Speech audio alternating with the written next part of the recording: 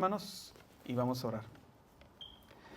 Precioso Padre celestial, Dios de toda luz y de toda gracia y de toda misericordia y toda potencia, Señor, te necesitamos, aquí estamos, hemos venido, Señor. Hemos venido a adorarte, a ofrendarte, a decirte una vez más con nuestra boca, con nuestra canción, que te amamos, que te necesitamos, que tú eres lo más glorioso, que tú eres nuestra esperanza, pero también hemos venido a escucharte, Señor. Háblanos, Padre, y que seamos atentos con un corazón que se abra, Señor, a la palabra, para tu gloria, Señor, y nuestro gozo. En el nombre de Jesús. Amén. Amén, amén. Bien. Estamos en 1 de Timoteo, hermanos. Si me acompañan ahí a 1 de Timoteo, hoy toca 1 de Timoteo, y dice así, 1 de Timoteo en el capítulo 1, voy a leer en la versión Reina Valera 60, voy a leer desde el versículo 3 hasta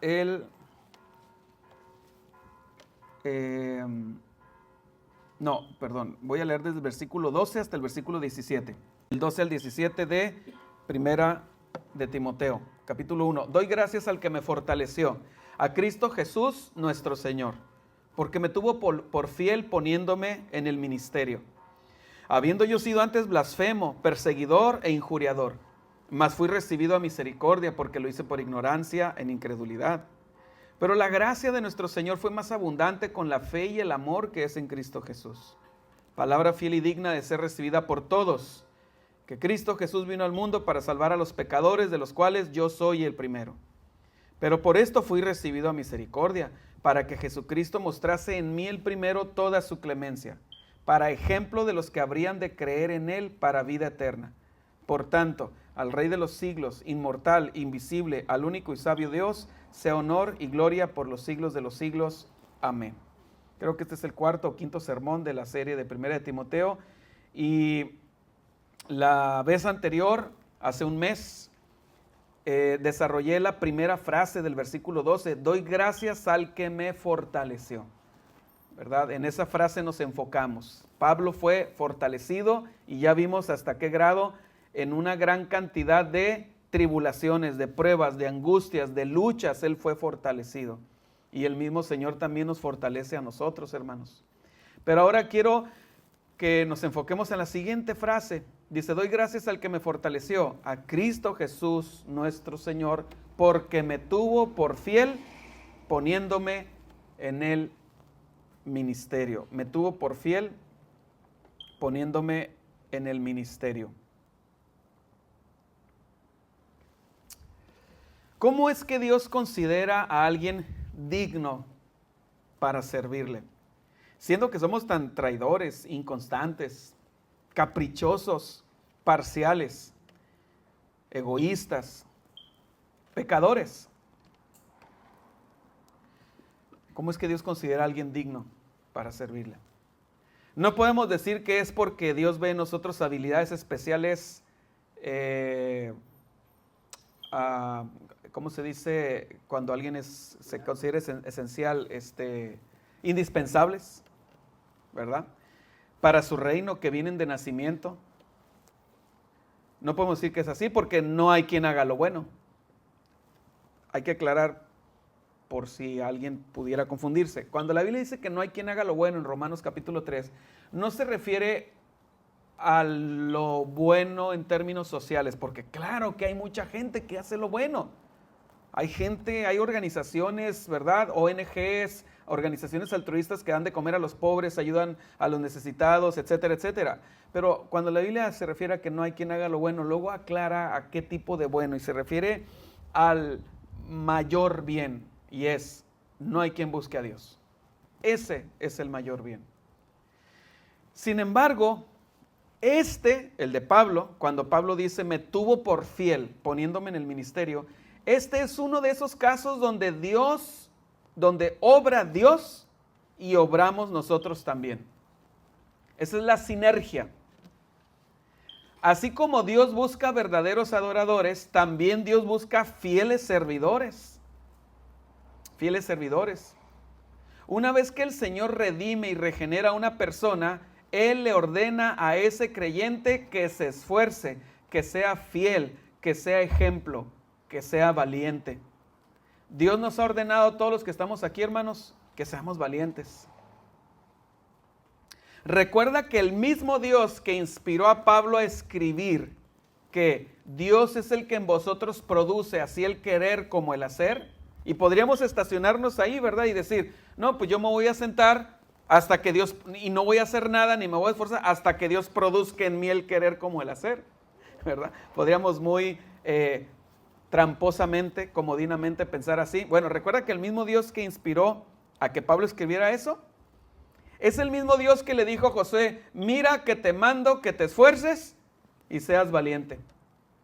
Mientras averiguamos si Dios lo va a producir en nosotros, tenemos una orden: esfuérzate y sé valiente.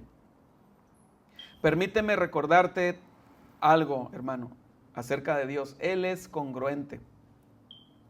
Él no puede ir en contra de su carácter y su naturaleza. Él no va a recompensar la indiferencia, la negligencia, la inconstancia, la falta de compromiso y la preparación. De falta de compromiso y de preparación. Las ocurrencias de último momento, la improvisación como un estilo permanente, ¿verdad? A veces hay que improvisar, pero me refiero a que tu estilo de permanente es improvisar. La informalidad y la testarudez. Dios no recompensa esas cosas. Él es congruente. ¿Cuántas veces, hermanos, cantamos que servimos a un Dios glorioso, a un Dios excelso, a un Dios de maravillas, magnánimo, ¿verdad? Perfecto. ¿Cuántas veces cantamos eso? Y tenemos que seguirlo cantando. Pero el problema es cuando nosotros no glorificamos a Dios. Glorificar a Dios significa que el concepto que la gente tiene de Dios en sus mentes se haga grande al ver nuestro estilo de vida. Eso significa glorificar a Dios. Lo voy a repetir. El concepto que la gente tiene de Dios, y la gente tiene un concepto bastante distorsionado de Dios, ¿sí? Bueno, nosotros tenemos que ayudarles a ellos a que el concepto que tienen de Dios se haga preciso y grande en sus mentes al ver nuestro estilo de vida. Pablo dice en Tito acerca de cómo debe ser el Hijo de Dios. Dice, no defraudando, sino mostrándose fieles en todo, para que en todo adornen la doctrina de Dios nuestro Salvador.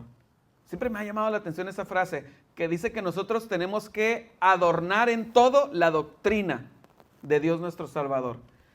Lo que esto significa es que no basta con que creamos lo correcto y que proclamemos que tenemos la ortodoxia, la verdad derecha, la sana doctrina, sino que la sana doctrina que nosotros proclamamos debe estar adornada con nuestro estilo de vida. ¿Sí? Debe estar embellecida con nuestro estilo de vida.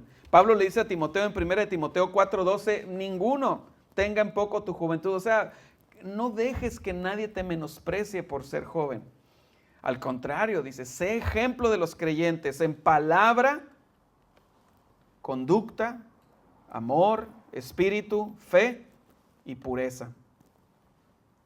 ¿Eres consciente del llamamiento que se te ha hecho? Porque Pablo dice, doy gracias al que me fortaleció, a Cristo Jesús nuestro Señor, porque me tuvo por fiel poniéndome en el ministerio. Dios también te ha puesto en un ministerio, a todos, y ahorita lo voy a explicar. Todos los que estamos aquí tenemos un ministerio, todos. Entonces, Dios nos tiene por fieles, poniéndonos en el ministerio que nos ha dado. ¿Eres consciente del llamamiento que se te ha hecho? ¿Quieres que Dios te use? Ya sabes lo que tienes que hacer. Pablo dice en 2 Timoteo capítulo 2 del 20 al 21, dice, pero en una casa grande, se refiere a la iglesia, al cuerpo de Cristo y a la congregación. Aquí se refiere al contexto de una congregación. A veces se le llama la casa de Dios, como en 1 Timoteo, creo que es 1 Timoteo 3, dice, esto te escribo, aunque tengo la esperanza de ir pronto a verte, para que si tardo sepas cómo debes conducirte en la casa de Dios, que es la iglesia del Dios viviente, columna y baluarte de la verdad. Entonces Pablo dice en 2 Timoteo, en una casa grande no solamente hay utensilios de oro y de plata, repito, se refiere al contexto de una congregación, no solamente hay utensilios de oro y de plata, sino también de madera y de barro. Y unos son para usos honrosos, los de oro y de plata, y otros, se refiere a los de madera y de barro, son para usos viles. Y alguna vez ya he explicado aquí a qué se refiere cuando habla de vasos de madera y de barro, y que son para usos viles, y se refería Pablo a las basinicas. A eso se refiere Pablo. La basinica es ese recipiente que se pone quizá todavía en algunos lugares rurales abajo de la cama, pues porque en la madrugada si quieres salir a hacer tus necesidades, pues hay lobos, hay coyotes y pues mejor lo haces ahí en la basinica. Y entonces Pablo a eso se refiere, dice que en una iglesia puede haber instrumentos de oro y de plata que son para usos honrosos, pero también hay instrumentos que son de madera y de barro y son para usos viles. Y Pablo dice, así que si alguno se limpia de estas cosas, se refiere a el contexto anterior que significa pecado y ser fiel al Señor en la palabra, será instrumento para honra, santificado, útil al Señor y dispuesto para toda buena obra. Alguien muy sabiamente dijo alguna vez que Dios no usa a los que saben mucho, sino a los que se disponen mucho. A los que se disponen mucho. ¿Sí? Una de las cosas que tengo que confesar que me causan no solo molestia, sino también tristeza, y sí, también a veces me han desanimado, es cuando las personas que te rodean, aquellos con los que cuentas para algún proyecto, misión o tarea, no responden en la misma medida de compromiso y eficiencia que la situación requiere. No que yo lo requiero, sino que la situación lo requiere. No responden en la misma medida de compromiso y eficiencia. Claro, lo positivo es esto, y es que en esas situaciones Dios produce fruto de paciencia en mí. En ti también. Repito, Dios no usa a los que saben mucho. Dios usa a los que se disponen mucho. Con cierta frecuencia y en cierta medida nos relacionamos con creyentes que en lugar de tener una solución para cada problema, tienen un problema para cada solución. Un problema para cada solución. Escuchemos en qué tono Pablo elogia frente a los corintios. O sea, esto está escrito en la carta a los corintios, pero en la carta que le dirige a los corintios, elogia a los macedonios. En 2 Corintios 8, Pablo dice, asimismo, hermanos, os hacemos saber la gracia de Dios. O sea, les informo, la gracia de Dios que se ha dado a las iglesias de Macedonia. Fíjense, Pablo ve esto como es una gracia que Dios le ha dado a las iglesias de Macedonia, que en grande prueba de tribulación de los de Macedonia, la abundancia de su gozo y su profunda pobreza abundaron en riquezas de su generosidad. Claro, aquí Pablo está hablando de tema monetario, pero lo que yo quiero resaltar es la disposición, porque ellos tenían tribulación y además tenían pobreza. Abundaron en riquezas de su generosidad. Pues doy testimonio de que con agrado han dado conforme a sus fuerzas y aún más allá de sus fuerzas, pidiéndonos con muchos ruegos que les concediésemos el privilegio de participar en este servicio para los santos.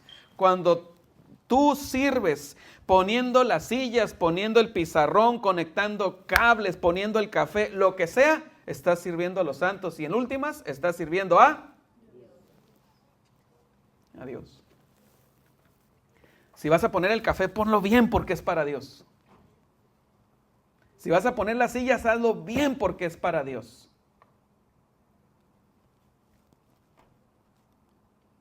Pidiéndonos con muchos ruegos que les concediésemos el privilegio de participar en este servicio para los santos. Los hermanos que van allá a bolearnos los zapatos, le van a bolear los zapatos a Cristo, ¿lo sabes? En términos muy reales, espirituales.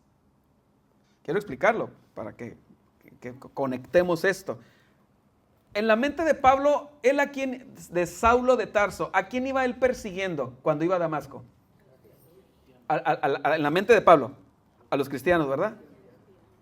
Y luego el Señor se le aparece, ¿y a quién le dice que está persiguiendo? Entonces Jesús le dice a Pablo, a mí me estás persiguiendo. ¿Por qué me persigues? Cuando tú boleas los zapatos a los creyentes, le estás boleando los zapatos a Cristo. ¡Qué hermoso! ¡Qué honor! ¡Qué honor! ¡Qué honor! ¿Verdad? Digo, si eso pudiera ser así muy material, muy real, y a mí el Señor me dijera, o eso, o nada, Señor, eso, Señor, es para ti, es para el Rey. Y no como lo esperábamos, dice, pidiéndonos con muchos ruegos que les concediésemos el privilegio de participar en este servicio para los santos. Y no como lo esperábamos, sino que así mismos, o sea, Pablo está dando a entender que incluso Pablo como que pensó que su servicio, su ofrenda, su generosidad iba a ser corta. Y Pablo dice, no como lo esperábamos, o sea, como diciendo, yo esperaba tal vez menos, sino que así mismo se dieron primeramente al Señor y luego a nosotros por la voluntad de Dios, de manera que exhortamos a Tito para que tal como comenzó antes, así mismo acabe también entre vosotros esta obra de gracia. Por tanto, como en todo abundáis en fe, en palabra, en ciencia, en toda solicitud y en vuestro amor para con nosotros, abundad también en esta gracia. Ahora Pablo le dice,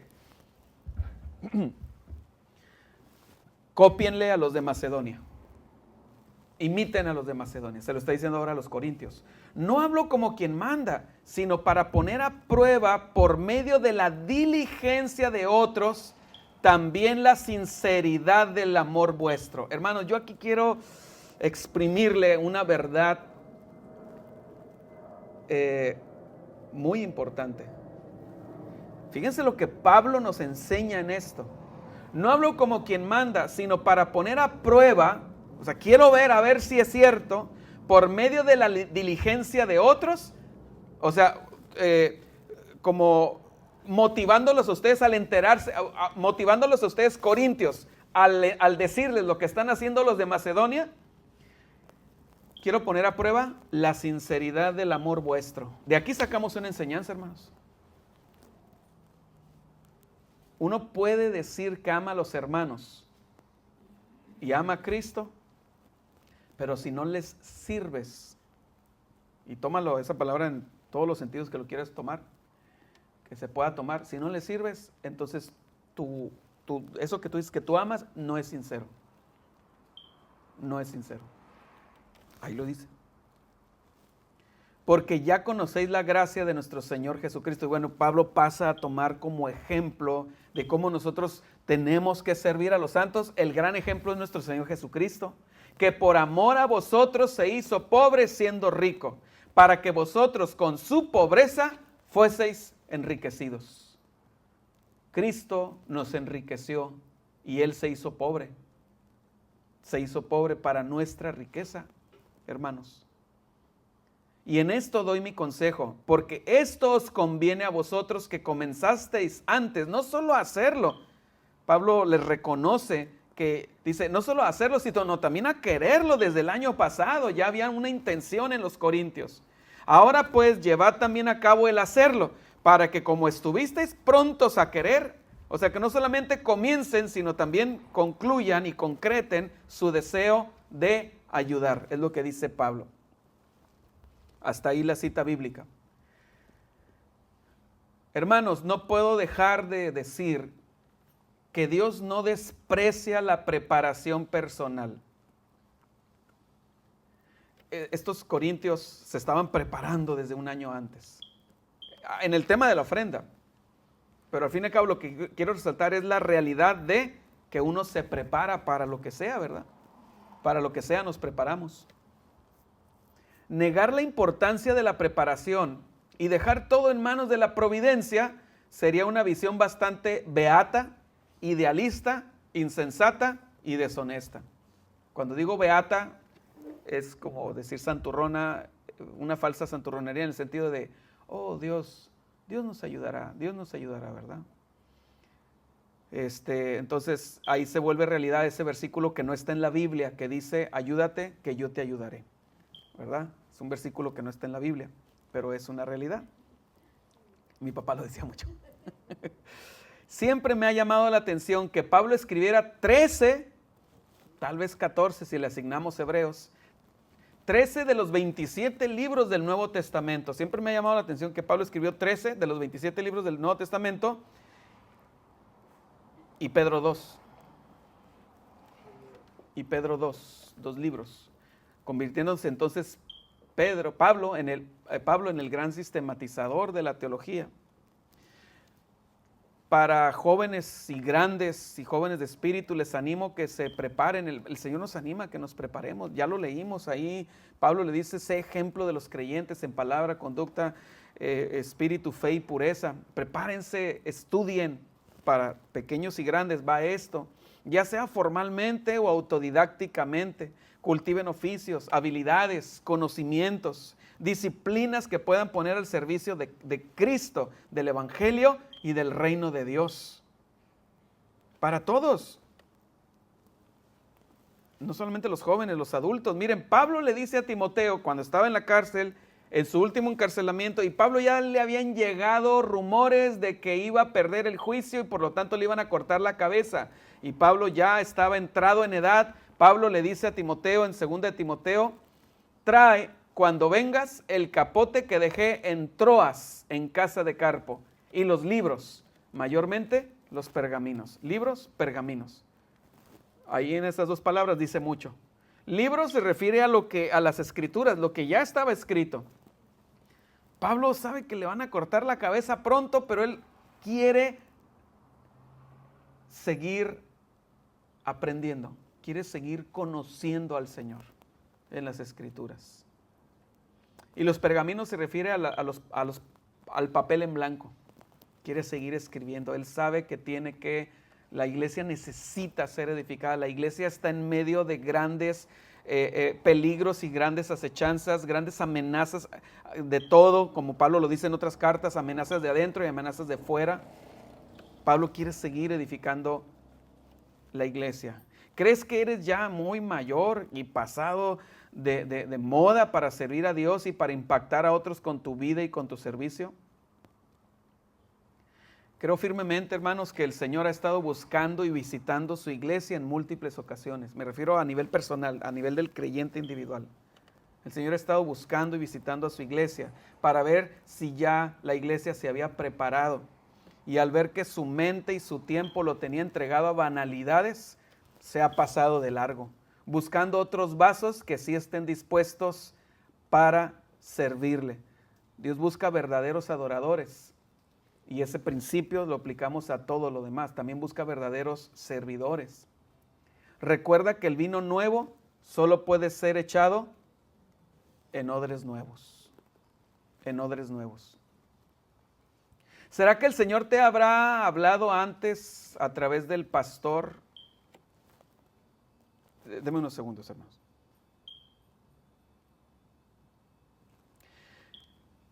¿Será que el Señor te ha hablado antes a través del pastor, un hermano en Cristo o directamente en la palabra de Dios, un predicador ahí en YouTube, para aconsejarte a abandonar lo superfluo, lo intrascendente, para limpiarte de la vieja levadura del humanismo, existencialismo, hedonismo, individualismo y todos los ismos en tu caminar, e invitarte a apuntar hacia un camino más excelente conforme al corazón de Dios y su perfecta voluntad y ser así un vaso para honra? Yo mismo constantemente, hermanos, lucho por mantenerme puro, fiel y apto para el ministerio. Yo lucho. Lucho para no contaminar mi mente con la basura de este mundo y afrentar así al espíritu que me anhela celosamente. La lucha es dura, la lucha es intensa. Nuestro hermano Alonso nos ha estado hablando de eso en las últimas 2 o 3 escuelas dominicales. Está ahí en el Facebook, está en el teléfono, está en la computadora, está en las calles. Sí, yo lucho para mantenerme puro, fiel y apto para el ministerio. Lucho para no desperdiciar mi tiempo, que es un valiosísimo don que Dios nos da cada día. Cada día nos da un don, ese don, el don del tiempo, ¿verdad? Se dice que el tiempo es oro, ¿verdad? Dice la palabra, dice el salmista, hazme consciente de la brevedad de la vida, de tal manera que la viva sabiamente. Piensa en esto. Imagínate que Dios nos dijera la fecha de nuestra muerte. Cambiaría radicalmente las decisiones que tomamos. Radicalmente cambiaría las decisiones que tomamos. Las prioridades las reordenaríamos inmediatamente. ¿Cómo invertimos nuestro tiempo, nuestro dinero, nuestro esfuerzo? ¿Qué proyectos emprendo y qué proyectos los abandono para siempre? Cambiaría radicalmente. Lucho mucho para cuidar mis pensamientos, mis sentimientos, las intenciones de mi corazón. Ruego al Señor cada día constantemente que derrame de su gracia para terminar el día como obrero que no tiene de qué avergonzarse.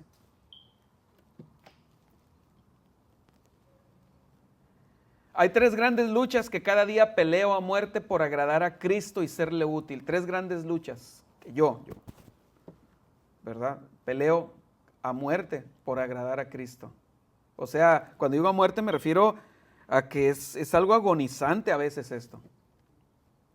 Una de las luchas más duras que sostengo es contra una alimentación desordenada que puede traerme enfermedades y un estado de inutilidad para el reino de Dios. Estaba leyendo un salmo ahora en la semana, lo he leído muchas veces, pero lo volví a leer y ahí estaba ese pasaje que a veces lo he meditado. Dice el salmista, en el Seol los muertos no te alabarán. En el Seol no vas a tocar en el grupo de alabanza, en el Seol no vas a predicar, en el Seol no vas a ministrar aquí, en el Seol no vas a serle útil a tus hijos, a tu esposo, a tu esposa, a la gloria de Dios. En el Seol los muertos no te alabarán, dice el salmista, ¿verdad? Entonces una de las luchas más duras que sostengo es contra una alimentación desordenada que puede traerme enfermedades y un estado de inutilidad para el reino de Dios. No hay nada piadoso ni espiritual en la obesidad y la glotonería. Pablo dice en 1 Corintios 3:16, ¿no sabéis que sois templo de Dios y que el Espíritu de Dios mora en vosotros? Si alguno destruyera el templo de Dios, Dios le destruirá a él.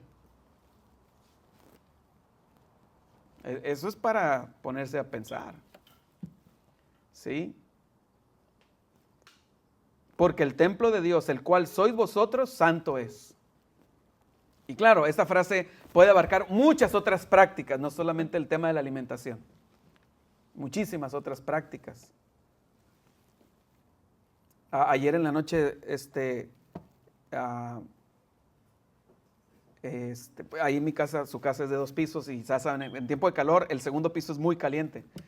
Y entonces Rocío primero se baja a acostar en la parte baja en una sala, pues que podemos abrir ventanas y todo y es fresco, y yo me fui arriba con el abanico, pero luego me llamó la atención que ella se fue para arriba y se me dio frío.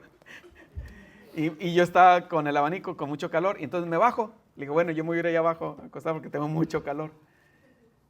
Y dije, bueno, ahorita no voy a molestar aquí a Rocío con la luz. Dije, con la luz del celular, me voy a poner aquí a perder el tiempo en el celular.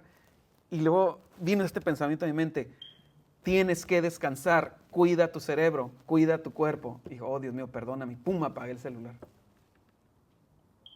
Sí.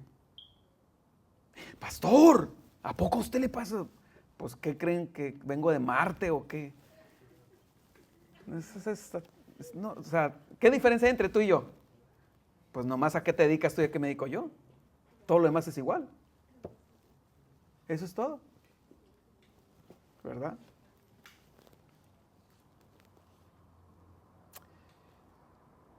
La otra lucha que es contra los pensamientos que cultivo. Deseo cultivar pensamientos elevados y piadosos. Todos los días lo deseo. Todos los días lo deseo, tú también.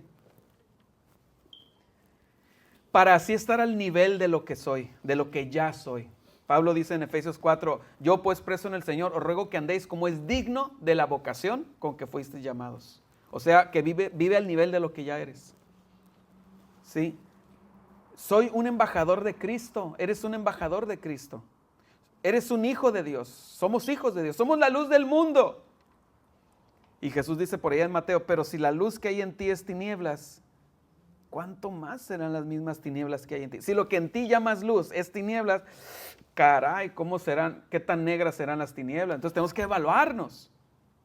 Y Jesús dice, lo dice en el contexto cuando dice, el ojo, los ojos son ¿qué? La lámpara del cuerpo.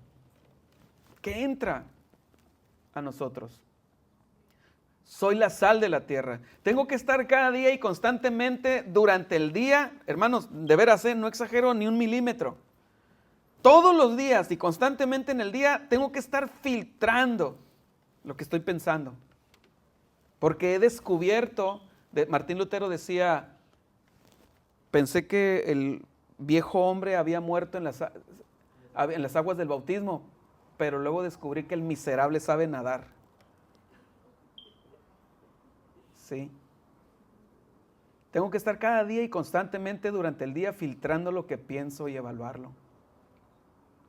Una parte de la herencia, como dice Pablo, la vana, sabiendo que fuisteis rescatados de vuestra vana manera de vivir, la cual heredasteis de vuestros padres. He tenido desde hace años, no crean que esto lo acabo de descubrir, hace años me di cuenta que traigo una herencia de mi padre, de pensar negativamente, de pensar, de ser excesivamente hipercrítico. O sea, no eres el único. Tengo que estar cada día y constantemente durante el día filtrando lo que pienso y evaluarlo y sopesarlo en la balanza de la verdad. O sea, aquí está lo que pienso, aquí está lo que dice la Biblia, lo tengo que poner en la balanza. ¿Sí? De la balanza de la verdad que se encuentra en Cristo, o sea, en la Biblia. No lo que piensa mi esposa, o lo que piensas tú, o lo que piensa el presidente, o lo que piensa Sujel Michelén. Es, ¿qué dice la palabra de Dios? Tengo que estar filtrando mis pensamientos en el sedazo de Filipenses 4:4. Por lo demás, hermanos, es un sedazo, es un filtro, es un colador. Por lo demás, hermanos, la frase por lo demás significa en resumen. Todo lo que es verdadero, todo lo honesto, todo lo justo, todo lo puro, todo lo amable, todo lo que es de buen nombre. Si hay virtud alguna, si hay algo digno de alabanza, luz verde. En eso pensaba. ¿Verdad? Siempre estoy vigilante sobre qué filosofías estoy alimentando en mi mente y qué ideas transmitidas por las amistades, por los medios de comunicación, por mi familia, por ustedes. Todavía quieren determinar mis acciones y afectos. Proverbios 23:7 dice que, porque cuál es el pensamiento en el corazón del hombre, así es él. O sea, lo que le metemos ahí de información, de pensamiento, eso va a moldear cómo actuamos. Y por último, y muy parecido, muy parecido a todo el punto anterior, de hecho va de la mano, tengo que estar filtrando mis palabras para no herir, porque de la abundancia del corazón, o sea, está conectado con lo anterior, de la abundancia del corazón, habla la boca. Tengo que estar filtrando mis palabras para no herir, sino edificar a los que me rodean. Comenzando por mi esposa y por mis hijos, y luego por ustedes. No siempre lo logro, pero cada día lo logro más. Porque ciertamente no soy lo que debiera ser. No soy lo que era. Pero no soy lo que quisiera ser, pero Dios está haciendo una obra en mi vida. Él está haciendo una obra. Yo puedo ver, yo me identifico, yo digo, gracias Señor, porque he avanzado en esta área. Dios está avanzando en tu vida. Está avanzando. El crecimiento es celular. ¿A qué me refiero? Pues de la misma forma, Pablo le dice a los Gálatas, hijitos, por quienes vuelvo a sufrir dolores de parto, hasta que Cristo sea formado en vosotros. Está hablando de una gestación, ¿verdad? ¿Y cómo es un proceso de gestación? Célula tras célula. Célula tras célula. ¿Verdad? Pablo nos instruye a que ninguna palabra corrompida salga de vuestra boca, sino la que sea necesaria, la que sea buena para la necesaria edificación a fin de dar gracia a los oyentes. También dice en Colosenses que sean siempre nuestra palabra con gracia, sazonada con sal. ¿Qué significa gracia? Significa que cuando hables no le mates la esperanza a nadie. Eso significa gracia. que no le mates la esperanza, que siempre le des una salida.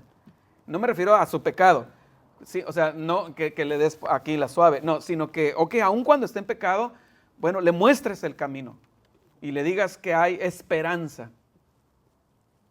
Amén, hermanos. De hecho, la mayor lucha no es en cómo yo les hablo a ustedes aquí en la iglesia, sino en cómo le hablo a mi familia en casa. Por cierto, un pensamiento continuo para mí en cuanto a mantenerme puro y fiel. A lo mejor se perdieron, ¿verdad? Bueno, ¿cuál es el tema que nos está hablando? De 1 Timoteo, acuérdense, Pablo dice, me tuvo por fiel.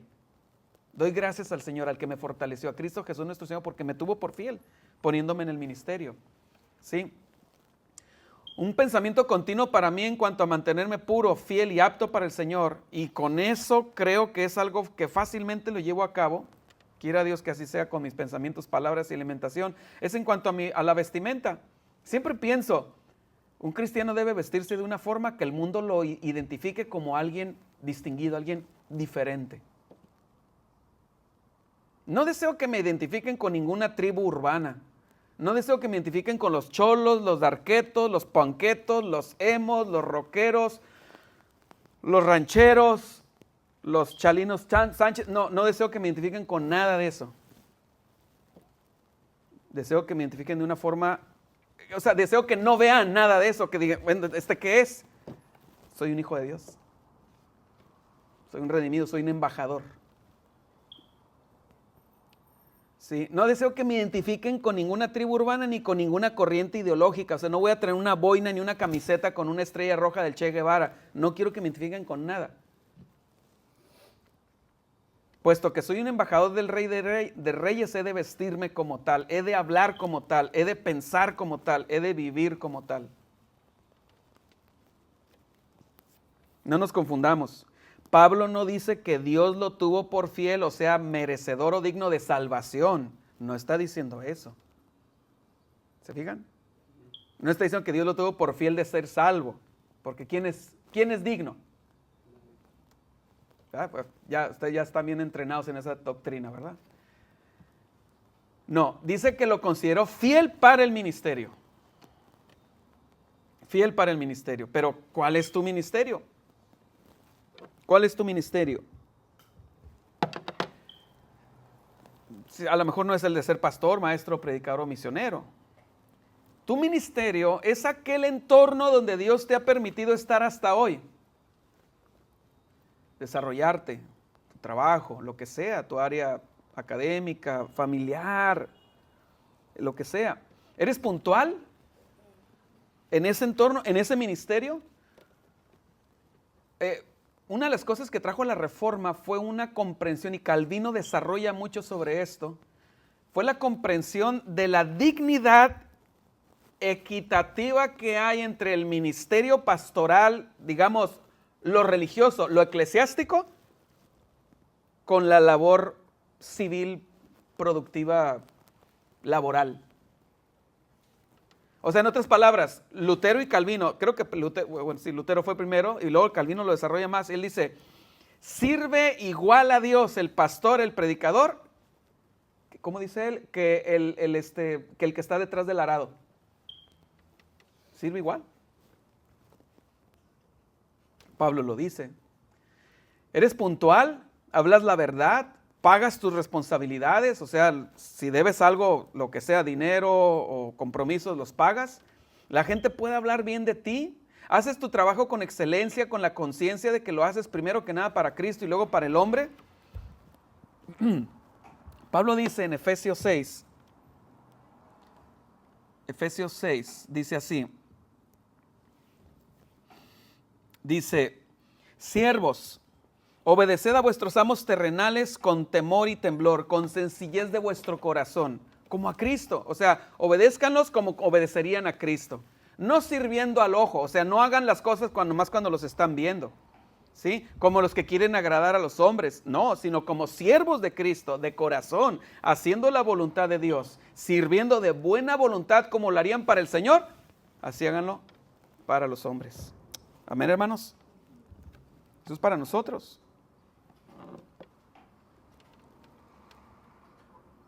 ¿Cumples con lo que se te demanda, sea el trabajo, la escuela o cualquier otra área? ¿Cumples lo que prometes? ¿Aceptas con mansedumbre las correcciones y consejos que vienen a ti de parte de tus superiores, de aquellos que están en autoridad sobre ti? ¿Puede Dios promoverte a una posición más alta en tu entorno? ¿Una responsabilidad más alta con mayores recompensas al ver tu desempeño?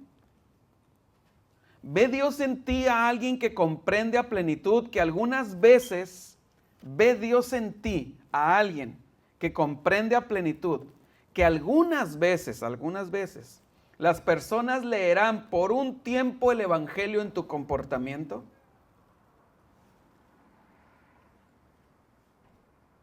Lo voy a repetir. ¿Ve Dios en ti a alguien que comprende a plenitud que algunas veces las personas leerán el evangelio en tu comportamiento? ¿Sí? ¿Eres fiel en lo poco? En lo que tú podrías considerar poco. No que para Dios sea poco. ¿Sí me explico? Cuando la Biblia dice en lo poco, es porque nosotros, ay, ¿por qué me dieron a mí el ministerio de este? Yo quiero aquel. Nosotros somos los que hacemos esa distinción. Para Dios no hay esa distinción. Porque el reino de los cielos es como un hombre que yéndose lejos llamó a sus siervos y les entregó sus bienes. A uno dio 5 talentos y a otro 2 y a otro 1.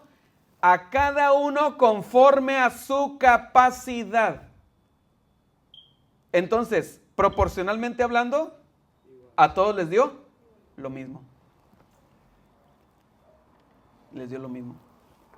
Y luego se fue lejos. Y el que había recibido 5 talentos fue y negoció con ellos y ganó otros 5 talentos. Y asimismo el que había recibido 2 y ganó también otros 2. Pero el que había recibido 1 fue y cavó en la tierra y escondió el dinero de su señor. Después de mucho tiempo vino el señor de aquellos siervos y arregló cuentas con ellos. Y llegando el que había recibido 5 talentos, trajo otros 5 talentos, diciendo, Señor, 5 talentos me entregaste, aquí tienes, he ganado otros 5 talentos sobre ellos. Y su señor le dijo, bien, buen siervo y fiel, sobre poco has sido fiel, sobre mucho te pondré. Entra en el gozo de tu señor. Llegando también el que había recibido 2 talentos, dijo, Señor, 2 talentos me entregaste, aquí tienes, he ganado otros 2 talentos sobre ellos. Su señor le dijo, bien, buen siervo y fiel, sobre poco has sido fiel, sobre mucho te pondré, entra en el gozo de tu señor. Pero llegando también el que había recibido 1 talento, dijo, Señor, te conocía que eres hombre duro, que ciegas donde no sembraste y recoges donde no esparciste, por lo cual tuve miedo. Y fui y escondí tu talento en la tierra. Aquí tienes lo que es tuyo, ¿verdad? Ni te doy ni te quito. Respondiendo su señor le dijo, siervo malo y negligente, ¿sabías que ciego donde no sembré y que recojo donde no esparcí? Por tanto, debías haber dado mi dinero a los banqueros, si al venir yo hubiera recibido lo que es mío con los intereses. Quitadle, pues, el talento y dadlo al que tiene 10 talentos, porque al que tiene le será dado y tendrá más. Y al que no tiene, aún lo que tiene le será quitado. Y al siervo inútil echadle en las tinieblas de afuera, allí será el lloro y el crujir de dientes. Yo quiero explicar esto. En Lucas, fíjense, aquí en Mateo dice, porque al que tiene le será quitado, el que tiene le será dado y tendrá más. Y al que no tiene, aún lo que tiene le será quitado. Así lo dice en Mateo. Pero en Lucas dice, al que tiene le será dado y tendrá más. Y al que no tiene, aún lo que cree tener. Así dice en Lucas. Aún lo que cree tener le será quitado. En el contexto del pasaje, Pablo está hablando Jesús, el contexto se trata de los líderes religiosos, de los fariseos, saduceos, sacerdotes, ya saben eso, ¿verdad? ¿A qué se refiere Jesús en cuanto a ellos usando esta frase? Ellos creían que tenían una relación con Dios. Ellos creían que tenían el favor de Dios. Ellos creían que ellos monopolizaban la religión de sus días. Entonces Jesús les dice, ustedes creen que tienen una relación con Dios. Creen que Dios los usa. Acuérdense que Jesús después da otra parábola, la de los labradores malvados que no dieron el fruto. Y les dice, les será quitado el reino a ellos y será dado a personas que produzcan los frutos. Por eso dice, al siervo inútil, echarle en las tinieblas de afuera. Es que aquí quiero aclarar que no se está refiriendo a perder la salvación, porque la clave está, y al que cree tener, y al que tiene aún lo que cree tener, o sea, nunca lo tuvo. Nunca lo tuvo. Por eso es que lo echan a las tinieblas de afuera, ¿verdad? Y otra cosa que aprendemos de aquí es que precisamente un indicador que nosotros debemos de aplicarnos a nosotros mismos para saber si estoy en Cristo es si tengo un corazón fiel al Señor. Eso es un indicador. Un corazón de servicio, un corazón de amor al Señor a través de expresarlo a mis hermanos o en otras áreas. Termino con esto. ¿Eres un fiel administrador de lo que Dios te ha dado y encargado? Cristo es el hombre que se fue lejos en esta parábola, hermanos. ¿Te acuerdan de la parábola que acabo de leer? Un hombre se fue lejos. Cristo es ese hombre. Pero no nos durmamos en nuestros laureles, porque Cristo regresará y nos pedirá cuentas en el mar de cristal mezclado con fuego. En el tribunal de Cristo nos va a pedir cuentas. Pablo le dice a Timoteo en 2 Timoteo 4, pero tú sé sobrio en todo. Sobrio, o sea, no te embriagues. Alguien dirá, pero yo no tomo vino. Bueno, pero podemos embriagarnos con las corrientes del mundo, las filosofías, los afanes. O sea, nos pueden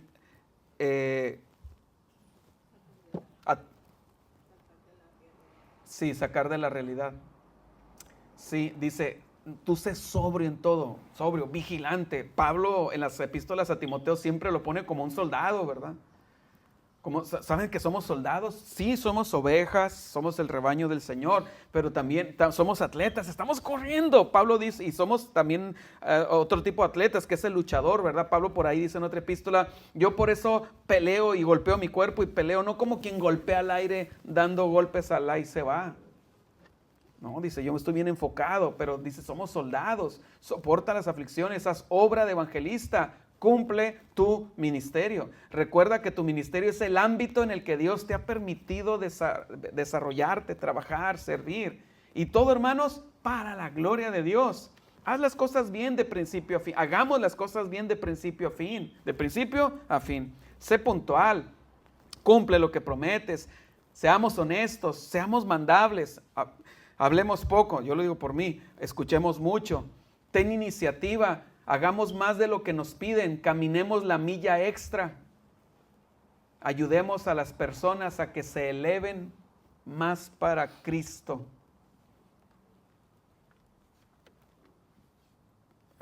Ya estoy terminando. Otro aspecto, el segundo, todo lo que hablé hasta ahorita es el primero, pero nomás lo voy a decir en 2 minutos. Porque Pablo dice, me tuvo por fiel poniéndome en el ministerio. Entonces ya expliqué por qué el Señor tuvo a Pablo por fiel. Si nosotros vemos la vida de Pablo, Pablo era una persona bastante enfocado, bastante comprometido. Y otro aspecto en el que yo creo que por el cual Pablo dice que Dios lo tuvo por fiel, es porque Pablo, aun cuando no conocía a Cristo, él tenía un celo, él tenía un denuedo, él tenía había una convicción en él de que Dios es Dios y que había que honrar a Dios. Acuérdense que Pablo era fariseo. Y los fariseos tenían buena teología, mala práctica, pero buena teología. Tenían ortodoxia, pero pésima, pero heteropraxis.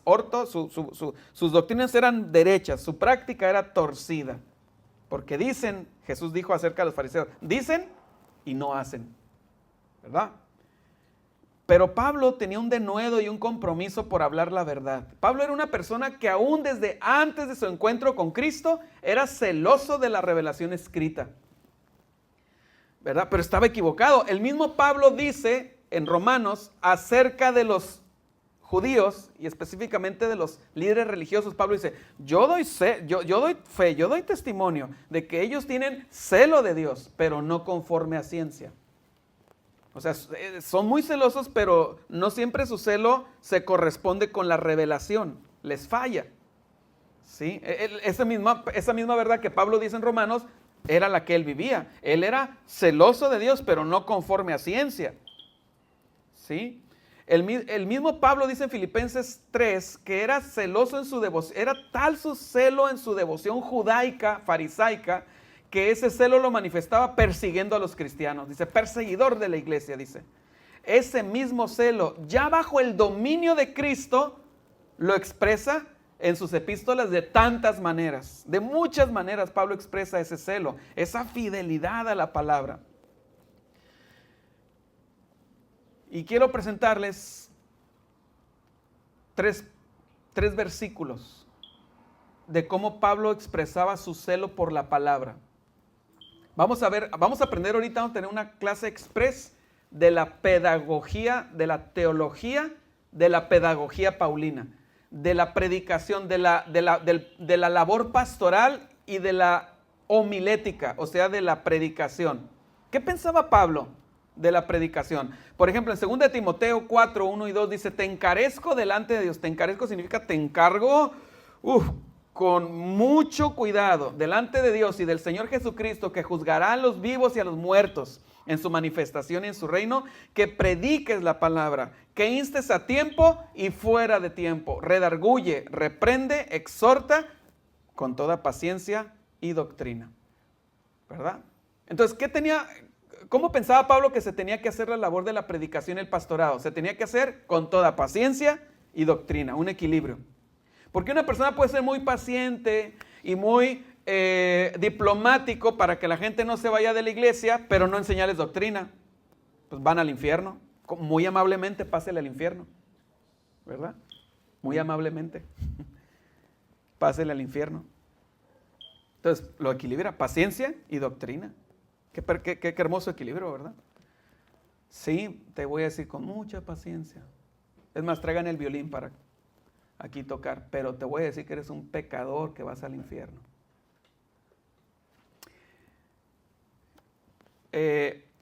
Claro que en este versículo no extraemos todo, por eso les digo que les voy a dar 3 versículos y aún así me faltarían otros 50. Sí, pero 3 versículos que nos dan vistazo de qué pensaba Pablo, de cómo se tenía que predicar y hacer la labor pastoral. En Tito 1, 10 al 14 encontramos esta orden que Pablo da sobre cómo se debe ejercer el pastorado. Pablo dice a Tito, porque hay aún muchos contumaces, habladores de vanidades y engañadores, mayormente los de la circuncisión, los que andaban judaizando en la iglesia, a los cuales es preciso tapar la boca, que trastornan casas enteras enseñando por ganancia deshonesta lo que no conviene. Uno de ellos, o sea, Pablo le recuerda a Tito de un caso que se daba ahí en la isla de Creta. Dice, uno de ellos, su propio profeta, de este tipo de gente, ¿verdad? De los judaizantes, los de la circuncisión, dijo, o sea, Pablo va a citar lo que alguien dijo acerca de los cretenses. A ver si se entiende el trabalenguas. Pablo va a citar lo que un profeta dijo acerca de los cretenses. Y cito lo que Pablo cita. Los cretenses, siempre mentirosos, malas bestias, glotones ociosos. Fin de la cita. Y luego Pablo dice, este testimonio es verdadero. Es cierto lo que ese profeta dice. O sea, se lo está diciendo a los cristianos que viven en un contexto de gente como mentirosos, malas bestias, glotones ociosos. Esa forma de vivir se había impregnado a los cristianos. Por eso a continuación Pablo les dice, ¿saben qué? Eso que él dijo es la verdad. Por tanto, repréndelos duramente para que sean sanos en la fe, no atendiendo a fábulas judaicas ni a mandamientos de hombres que se apartan de la verdad. Repréndelos, ¿cómo, hermanos? Duramente. Ay, el pastor me dijo esto, me voy de la iglesia. Córtala. Me voy de la iglesia. Pues vete. Porque aquí dice que hay que reprender duramente, pero ojo, aquí se refiere a cuando a personas se están infiltrando y están enseñando herejías. Hay que aclarar que se refiere solo a esos casos, ¿verdad? No se refiere a creyentes que están creciendo y se equivocan y tropiezan, pero quieren seguir avanzando y son enseñables. No, a ellos no. Pero sí se refiere a que así debe hacerse con aquellos que están ahí dividiendo el cuerpo de Cristo. Entonces, ¿qué aprendemos de este segundo versículo? Reprender con dureza o firmeza. En el anterior, ¿qué aprendimos? En todo tiempo, con paciencia y doctrina. En este segundo, con dureza o firmeza. Y por último, 2 Timoteo 2 dice, pero desecha las cuestiones necias e insensatas, sabiendo que engendran contiendas. Porque el siervo del Señor no debe ser contencioso, sino amable para con todos, apto para enseñar, sufrido, que con mansedumbre corrija a los que se oponen. Por si quizá Dios les conceda que se arrepientan para conocer la verdad y escapen del lazo del diablo en que están cautivos a voluntad de él. ¿Qué aprendemos de esta? ¿Qué otro aspecto de la teología pedagógica paulina aprendemos? Que tiene que ser, dice que con mansedumbre corrija a los que se oponen. Entonces, ¿qué aprendemos en este curso express de pedagogía paulina? A tiempo y fuera de tiempo, con toda paciencia y doctrina. Reprender duramente o con firmeza cuando lo requiera la situación y con mansedumbre. Con mansedumbre.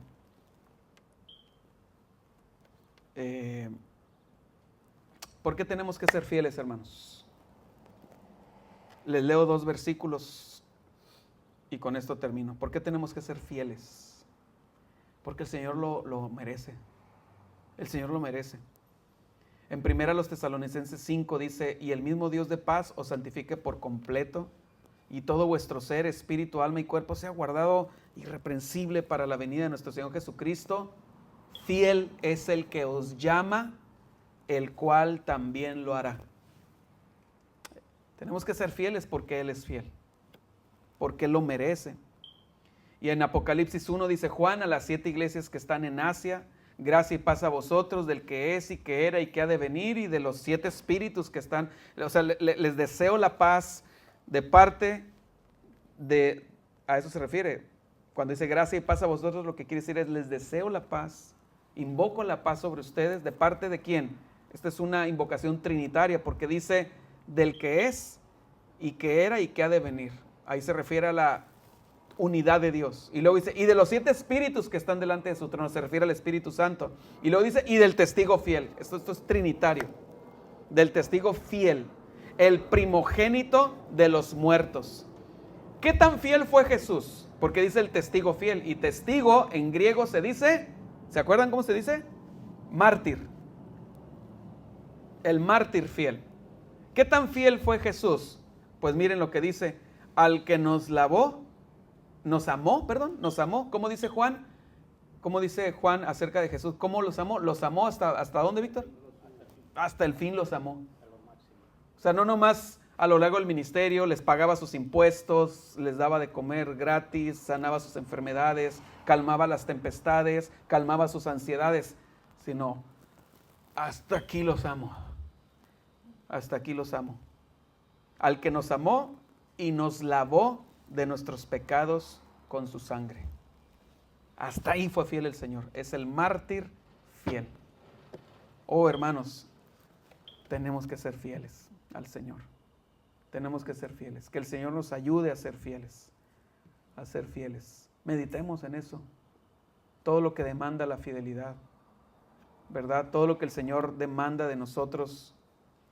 Pero, pues es que lo demanda, pero Él tiene el derecho de demandarlo, ¿no es así, hermanos? ¿O no tiene el derecho Dios de demandarnos eso?